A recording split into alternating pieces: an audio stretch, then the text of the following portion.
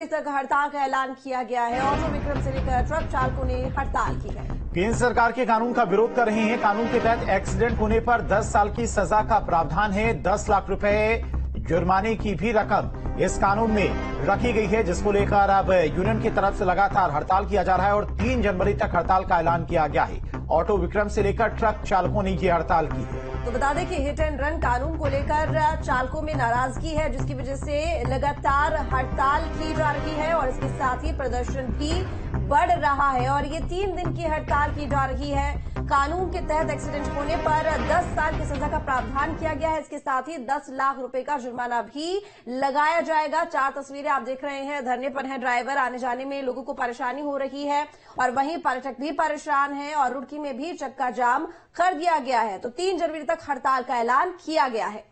तो एक तरफ नए साल पर काफी संख्या में पर्यटक पहाड़ों पर पहुंचे हुए हैं और ट्रक ड्राइवर के साथ साथ ऑटो विक्रम की हड़ताल की वजह से काफी ज्यादा परेशानी पर्यटकों को उठानी पड़ रही है।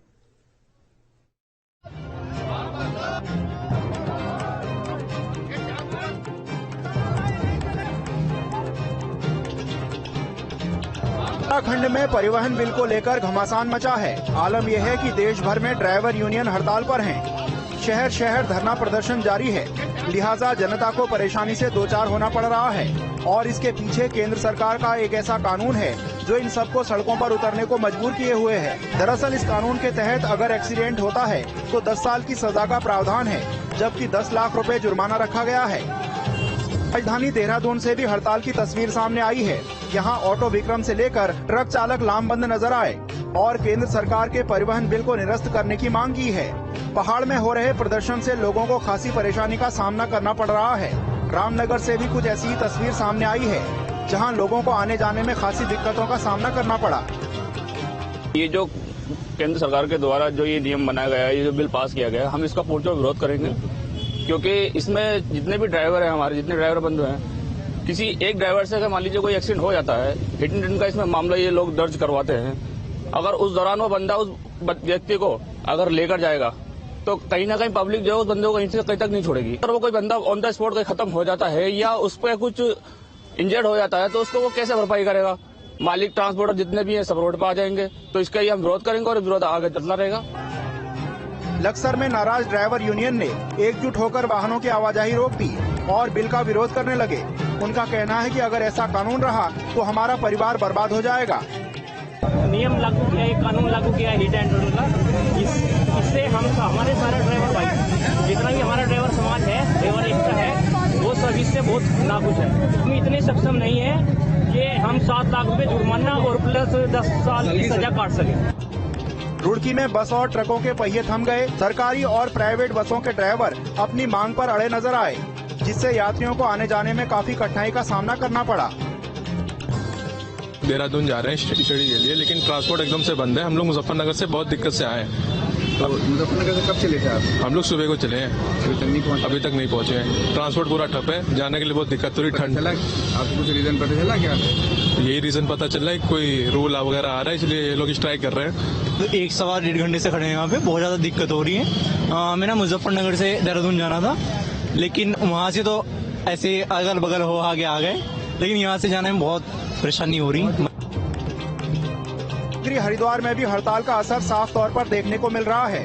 श्रद्धालुओं को एक जगह से दूसरी जगह जाने में दिक्कत हो रही है।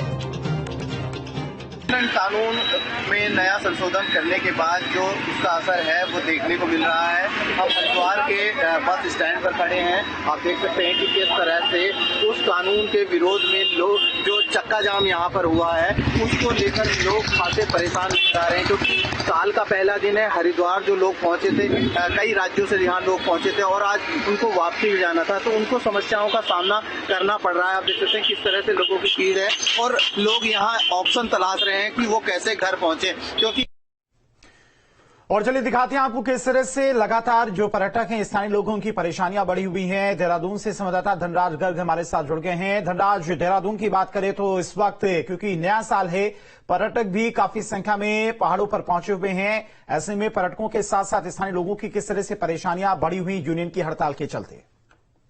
जी बिल्कुल, देखिए जिस तरीके से केंद्र सरकार की तरफ से ये जो एमवी एक्ट नियम है उसमें बदलाव किया गया है और जिसमें एक प्रावधान रखा गया है कि यदि कोई ड्राइवर एक्सीडेंट कर देता है तो उसको 10 साल की सजा की जाएगी और उसके साथ ही 10 लाख रुपए का जुर्माने की भी बात उसमें की गई है, जिसको लेकर सभी ड्राइवर, चाहे वो बस का ड्राइवर हो, ट्रक के ड्राइवर हो या ऑटो विक्रम के ड्राइवर हो, सभी हड़ताल पर हैं। और आप देखिएगा कि कल नया साल था और नए साल पर देखा जाए तो कहीं ना कहीं पर्यटन उत्तराखंड आते हैं और उनको काफी दिक्कतों का सामना यहाँ पर करना पड़ा, क्योंकि नए साल पर देखा जाता है कि जो पर्यटन है वो लगातार मसूरी हो या फिर अन्य जो पर्यटक स्थल हैं उत्तराखंड के, वहां पर आते हैं और उनको जिस तरीके से गाड़ियां न चलने के कारण वापस जाने में जो दिक्कतें सामने आई हैं वो एक देखने वाली थी, क्योंकि कहीं ना कहीं सभी पर्यटकों का कहना था कि जो ड्राइवरों ने हड़ताल की है उसके चलते कहीं ना कहीं जो उनको काफी दिक्कतों का सामना करना पड़ रहा है। और वहीं जो ड्राइवर हैं वो भी हड़ताल पर रहे और वो एक धरना प्रदर्शन करते हुए राजधानी देहरादून में भी नजर आए और उसका असर देखने को मिला।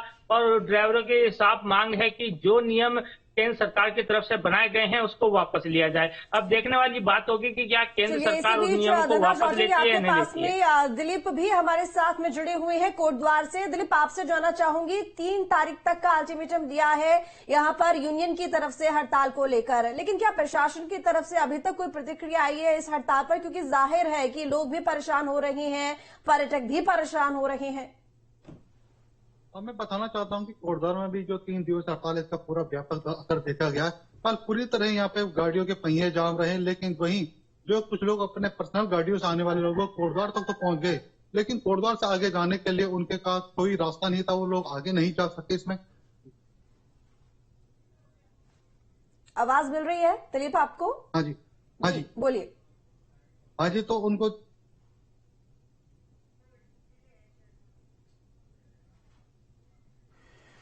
ठीक है दिलीप, आपके पास आएंगे। धनराज हमारे साथ लगातार जुड़े हुए हैं। धनराज, जिस तरह से अल्टीमेटम दिया गया है 3 जनवरी तक यूनियन की तरफ से, अगर उनकी मांगे नहीं मानी जाती हैं तो यूनियन की तरफ से क्या इस हड़ताल को और आगे बढ़ाया जाएगा?